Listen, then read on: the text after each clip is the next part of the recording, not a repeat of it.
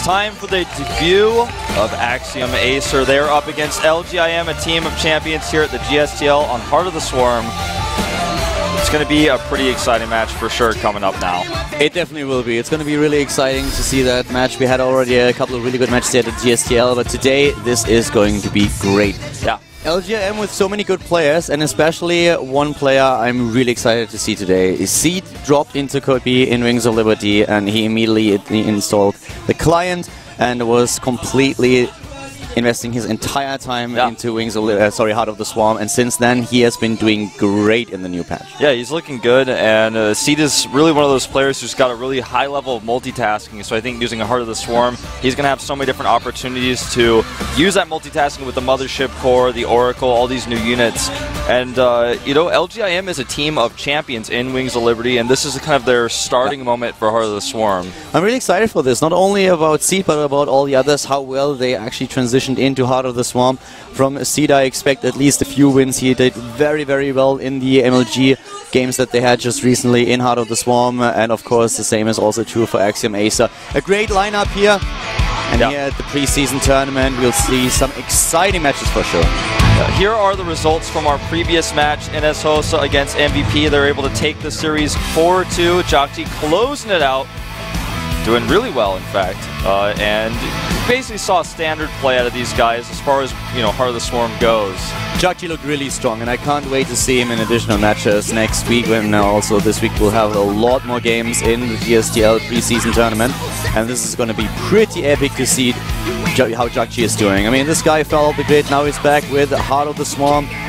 But here we have one of today's teams. This is LGIM, of course. Yeah, just getting ready. A little bit of texting going on from Younghwa. Yeah, Mom, I'll be back for dinner. I think we'll take him out pretty quick. A bit of a confused face there, but here is the Axiom team, of course, with MMA representing Acer as well, joining them. I'm really excited to see him today. Yeah, he better come out, man. No more hiding. I hope so. Now we definitely need him in the booth. Here we have those teams. LGIM starting off with the roster. Here we have Nestine, we have Ryung, MVP, Bial, Seed, Ragnarok, our starting player today, Younghwa, Yoda, First, and of course MC. Yeah, try to find a player in that roster who hasn't gotten an all-kill or a GSL championship. There's very few of them. Here is Nesty, the man himself. Yeah. Multi-time champion. This team is so strong. They always have the best players, results-wise, going into the Team League. They've had some trouble in the past with Team Leagues. Maybe they can change that. MC is being the mercenary there, I suppose. Yeah, yesterday in Codes, spoiler alert, guys. MC did unfortunately not come through. Roro defeated him with a 3-2. But here we have Axiom Acer on the lineup. We have Crank, we have MMA, we have Alicia, also Scarlet, Mia, Hart. And the starting player for Axiom Acer today is going to be Ryung. Ryung is a fan favorite, somebody that we all know and love. He's played in so many different individual leagues. He's played in the past for Slayers as well. And now going into this new team, he's got a lot of new opportunities. There's Crank, also a familiar face, but I think everyone's eyes are really going to be on MMA today if he comes out. And you can see his GSL championships there. Standing out. Thank you. I love that. Thank you for highlighting that one for me, Crank. Thank you very, very much. You couldn't have done it any better. But this is the debut of Axiom Acer, and this is going to be a really important moment for them to, you know, make a good showing with all these players from Slayers, you know, some meshed together group of players that all came from teamless situations, and it's a solid team. Yeah, it definitely is, and I'm really interested to see how they are going to do today. Our first match is going to be Ryung versus Ragnarok. That should be a very exciting one. We have a Zerg versus Terran once again. And these days, Zergs are struggling a little bit in Heart of the Swarm. Of course, we are even before the official launch of Heart of the Swarm. The add-on is not out yet. This is one of the pre-patches that we currently have. Hellbats being a little bit of an issue that Blizzard wants to address in the near future. They already announced that there's going to be a patch which will make Hellbat available as an upgrade that you can research at the Tech Lab after you build an armory. The patch is not final yet, and it's not included in today's matches. It's not on the patch is not out yet. See, there's a bunch of strong players here. That's basically what this little key matchup thing lists. The roster has 10 GSL championships. I mean, that's That's saying a lot. Yeah, but on the other hand, you have to also look at the GSTL history of GSTL. I love that. MC going directly to show the pins not only of MVP, but also all the other players. I'm not quite sure if MMA can keep up with that. Yeah, he has twice as many championships as MMA on his shirt. But the point that I wanted to make is that even though LGIM has a lot of champions on their roster, and the GSTL, they didn't... Okay, how cool is that? Yeah, in the GSTL they did not really dominate as a lot of people expected in none of those seasons in the last year. So this was a little bit weird. A lot of people expected them to do very well and to take at least one championship. It did not happen.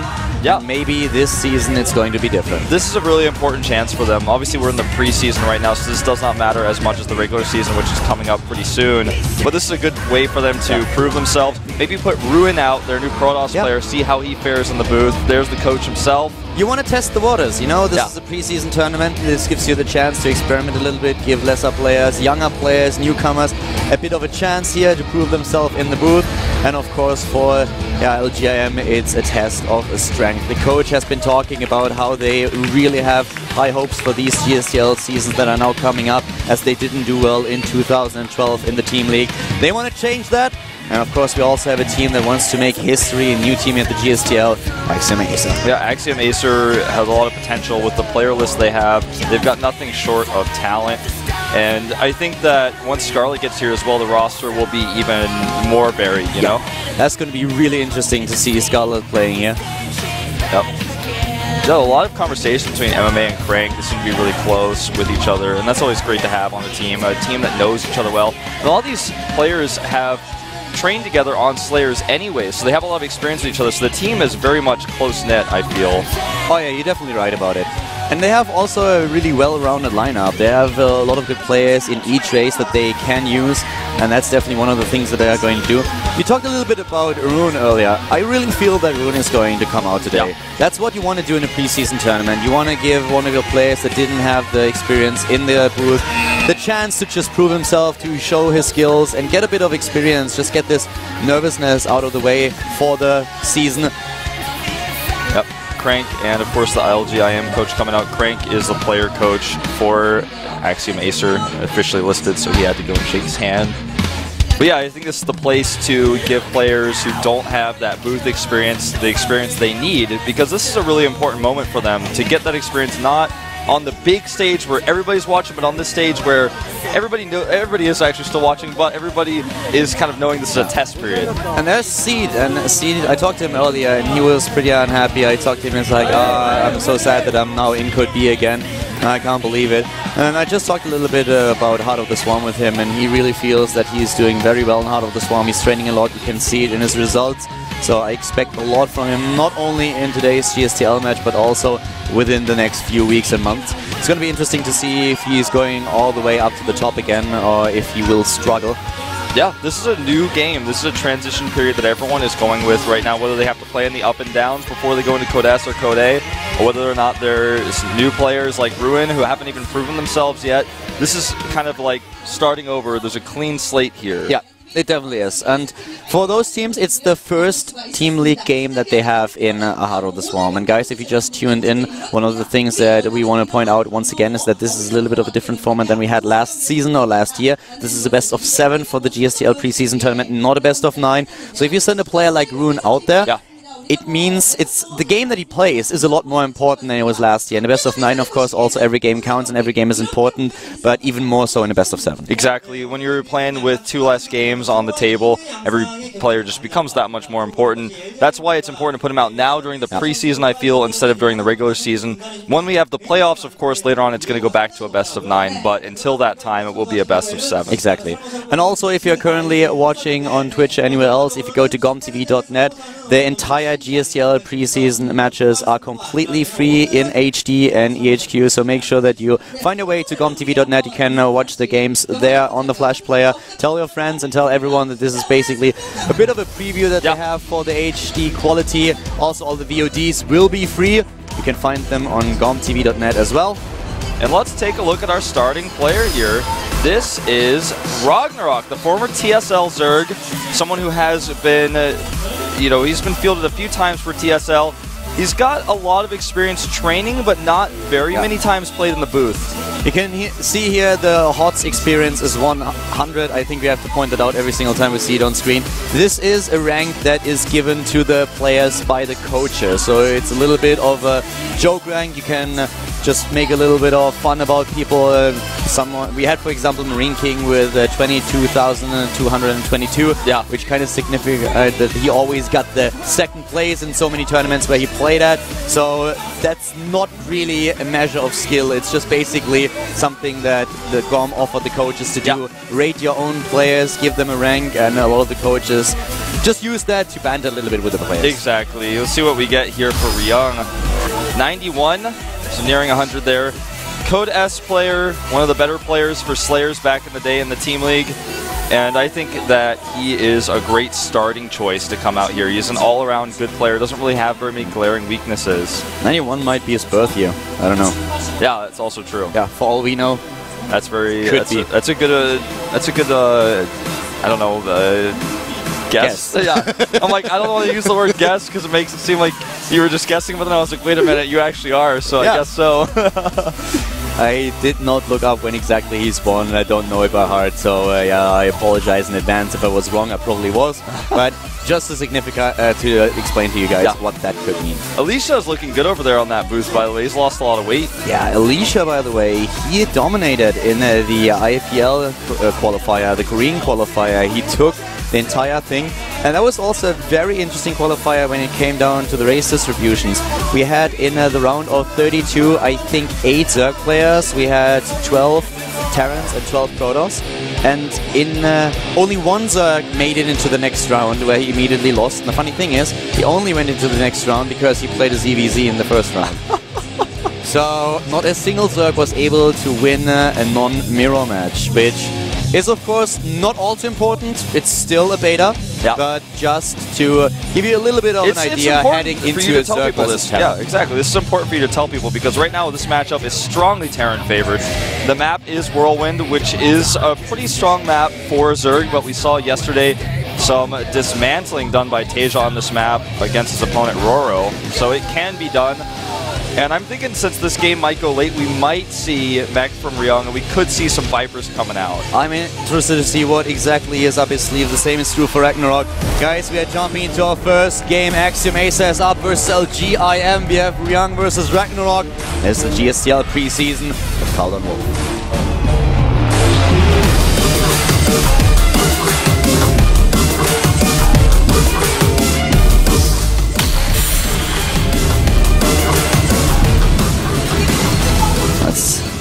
Go ahead and let Ken introduce our players. To the top left in red for LGIM, we have LGIM, Ragnarok. That's an interesting way to pronounce that, Ken. I don't know about that. Here we have him, and of course his opponent is starting at the bottom left in blue, starting for Axiom Acer. It is Axiom Ryung. Ryung, such a great player. This guy is definitely the favored player in this matchup. Not only because he's a Terran, but because he's just got so much experience. He's a high-level Code S player. Ragnarok was never able to really make it in the individual leagues. And you know, going into this first match, let's talk a little bit about balance just in general. We already mentioned that there's going to be a new patch. What Blizzard did is they looked at the Hellbat once again. They already changed it a little bit since Hellbat drops gave a lot of players a huge amount of problems, and they decided, okay, listen what, we want to weaken the Hellbat drops a little bit, so we just increased the cargo size of a Hellbat from 2 to 4. Now they looked at it again and like, okay, well, the drop might be a little bit nerfed and it's weaker now, but the unit itself is still a little bit too strong. It's too readily available. It's out there just way too fast, so we have to do something about it. So they already announced that they are going to introduce a new patch, and the patch apparently is going to be that you have to research an upgrade in your tech lab at the factory, and you can research it as soon as you have your own armory. Just to give you guys, you know, like, I was thinking about this morning. I was looking at the unit stats of the Hellbat. Just to give you guys an idea of how much damage this thing does. To non-light units, it does 19 damage AoE. That's basically the same damage. That's 1 damage less than the Marauder does to an armored unit like a Stalker. So when you talk about it fighting roaches, it fights roaches with AoE the same way a Marauder does. Obviously, its range is less, but still, I mean, just consider that damage. What do you think, by the way, with the new the change that you already announced? Does that make the cargo increase a little bit redundant?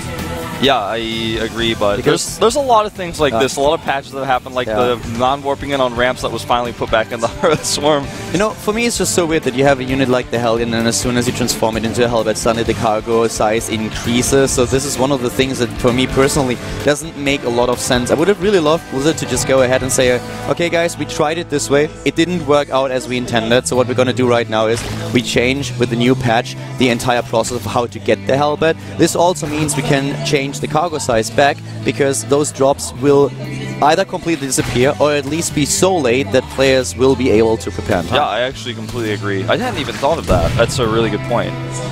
There are a lot of patch changes that don't get reverted, like pylon radius, for example, and the warping on the ramps. 4-gate problem was solved by Sentry build times and the warp gate research time in PvP, but they left the other changes there. And you know, sometimes changes stay, sometimes they go, but in this case, we don't have any gases for a Zerg player who looks like he wants to do something really weird. I didn't expect this. I thought maybe he was going to try to block Ryung's third, but he's actually going to put a hatchery outside of his third base with a queen here. Now cancel and then go straight into another creep tumor. I really like this. He's doing this a little bit TLO style. TLO was one of the first Zerg players who actually went for the hatch cancel and then used his creep tumors to spread the creep a little bit faster. Yeah, this is actually pretty cool. I've never seen this done on a map like this in this way. I've seen it on other maps to block thirds, but not quite like this. I really like it a lot. I mean, this just shows that he's willing to sacrifice a few minerals for this and that he really wants to spread his creep as fast as possible.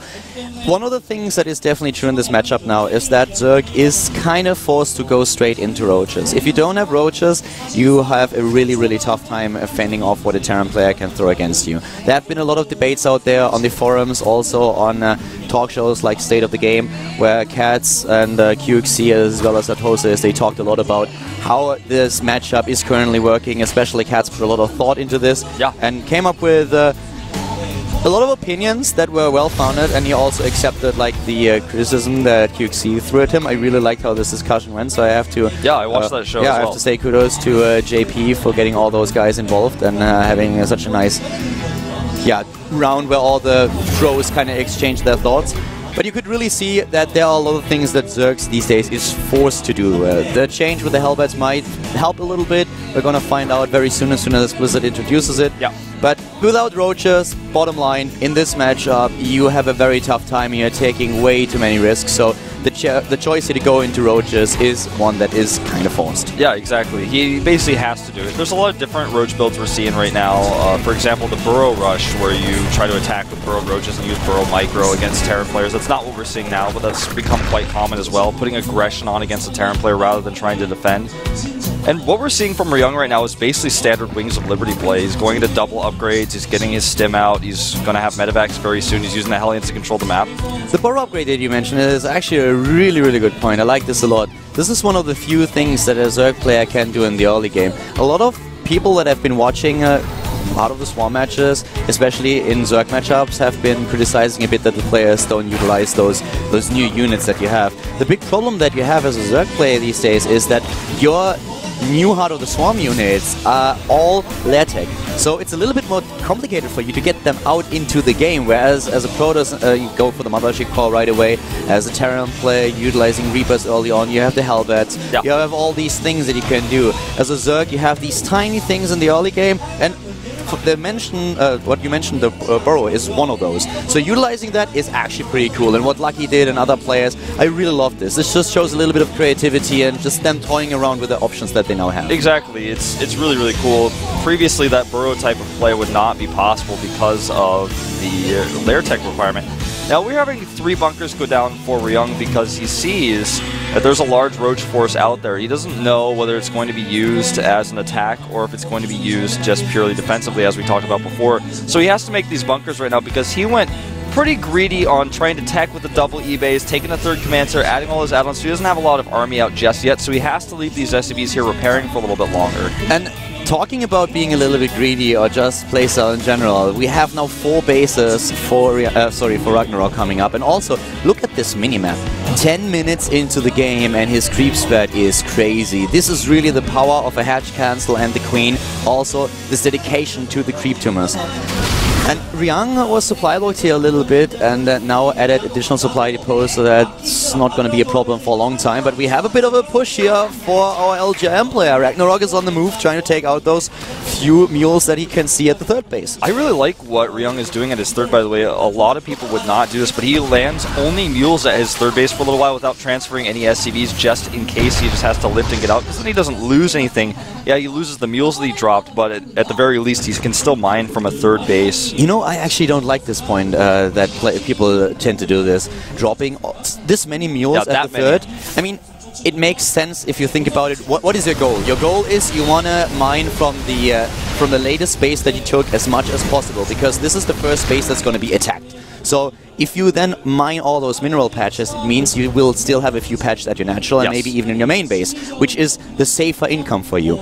But without any defensive structures, no siege tank, no bunker, no marines, no nothing, going straight into dropping, let's say, 3 mules, 5 mules, sometimes even more, this just asks for your opponent to attack you at exactly this point, and then suddenly all those mules are wasted energy. Yeah, that's very true. And I think there's definitely a balance to be had. You know, mine a few extra mules over there. He was starting SCV production, he had to cancel it, but right now we have Hydras coming out as a composition for Ragnarok, which is not something that you would see in Wings of Liberty, especially not in this matchup quite like this, because there was no speed upgrade. The speed upgrade is finishing up right now. He's getting 2-2 as well, which is going to finish up actually pretty well aligned with Ryung. So we're going to see Hydras how they fare in this matchup right now. Hydraulics are actually really, really good, as long as you don't have siege tanks against you. So usually what you struggle with as a Zerg player if you go up against a Terran is that he adds the siege tanks into his composition and they can do so much damage against Hydraulics. So if a Terran player is low on siege tanks, then you can do a lot with the Roach and Hydraulics composition. And this is exactly what he tries to do, but he has to back off here a bit. Yeah. What I'm really curious to see is if we might actually, in a late game scenario, now finally see the Viper. I would love to see Abduct, and also, of course, Blinding Cloud against the Siege. I think that's definitely something that we're going to start to see, because once you use that Blinding Cloud, it makes the Terran player so much more uncomfortable with fighting with your Hydra army. It allows you to close distance, do that real damage the Hydras can offer, even against Siege tanks. And the Vipers abducting the tanks out of the way is going to be something that's a big pain in the neck for Ryung to deal with as well. And since he has the flexibility right now where he has map control, his creep spread is excellent, I feel like Ragnarok certainly could produce a few Vipers here. Now we have this Medivac play coming into the game, and this is of course really important. I feel we are going to talk about this a lot later on. Now things are a little bit more heated up, so maybe in the next game. But with those afterburners, with the boosters, you can definitely do a lot of damage, and this is really a big problem in a lot of matchups. I feel especially Protoss is struggling quite a bit dealing with those Medivacs, because even if you have turrets, let's talk about a TVT, even if you have missile turrets set up, they don't do anything anymore. Suddenly it's just gonna be the Wind Diesel thrusters, and the Medivac is out of range and is in the middle of your main base. So you can really do a lot with these things. Yeah, they're quite useful. You know, and there we go. There's the Vipers. He starts to use that. In this case, the ability is called Consume, just like in Broodor, attacking the hatchery. You can see the cost, 100 minerals, 200 gas, it's 3 supply, and once you have Hive Tech, you can just make them. You don't require any additional buildings. It's really one of those units where you usually have...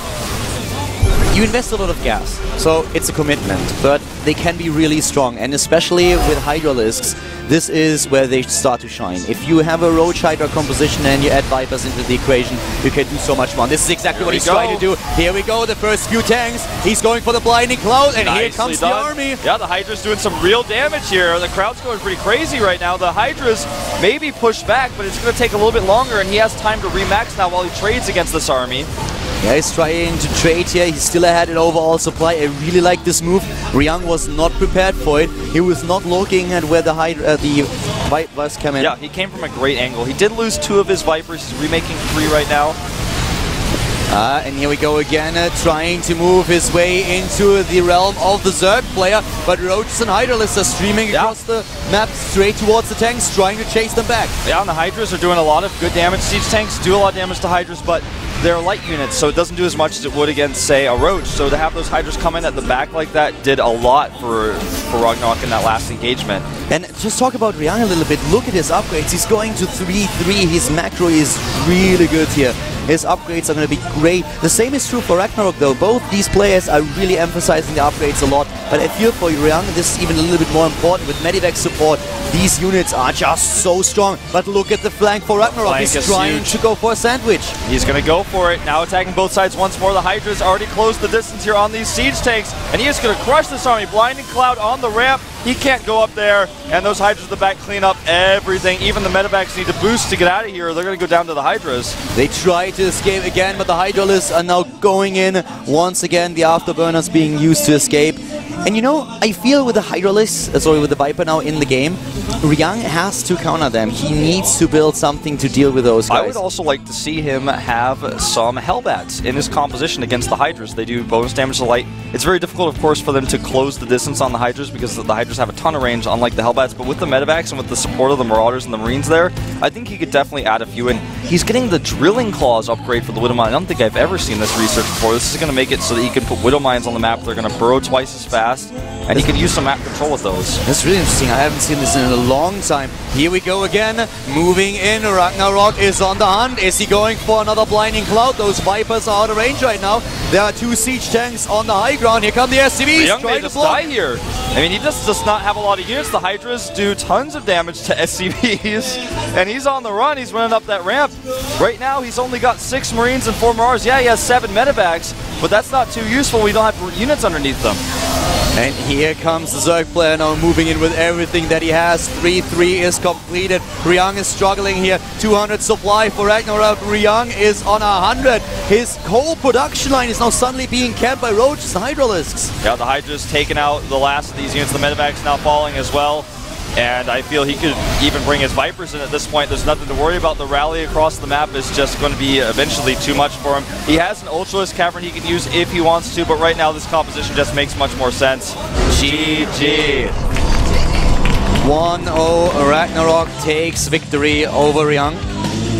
You know, looking at this game, I feel the one thing that we didn't really see from Ryung was any kind of aggression. Yeah, he was a little bit passive in the early game because he was playing a little bit greedy. And then all the Roaches that Ragnarok showed, which he never used, was a great fake.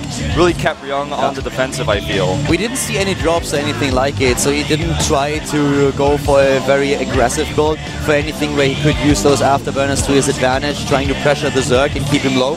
So Ragnarok just took all the time that he had and spread creep on the entire map, went into a double expansion from his 2 bases, and it looked really safe what he played there. Yeah, it's like once the Vipers were out, all he did was take safe engagements with his flanks, and then he just won fight after fight. There was never a situation where he denied his opponent's base or killed a lot of SCVs early. He just played a straight-up macro game, made a good composition, and then crushed Ryung's army with it 2 times, and then it was over. Ryung didn't have anything against those Vipers. He didn't have Vikings. No Vikings. He didn't have anything no Ghosts. that could deal with them. Ghosts even could be useful in this case to EMP them.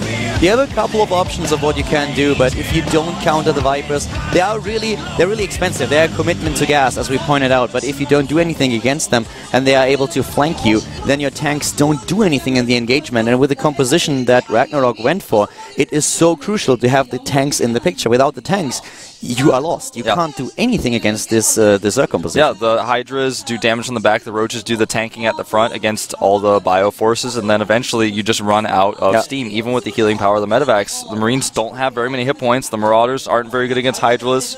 Exactly. And that's what we saw there.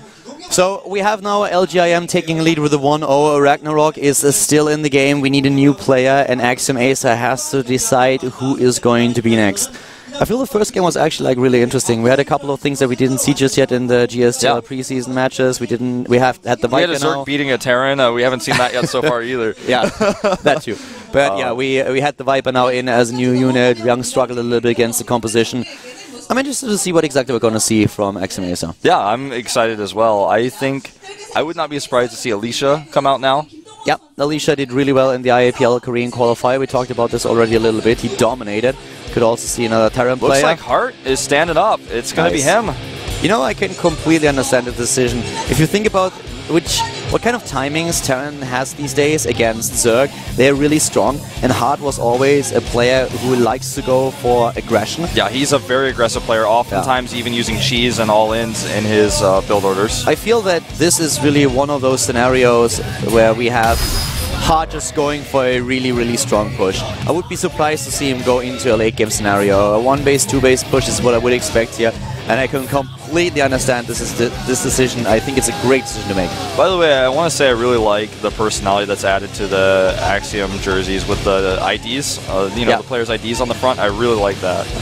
But guys, before we jump into our game between Hart and Ragnarok, we have a 5-minute break. As soon as we are back, we will continue with the GSTL preseason match between Axiom Acer and LGIM. Get yourself a coffee, get yourself a beer, depending on where exactly you live and what time it is. We'll see you in a few. Bye-bye.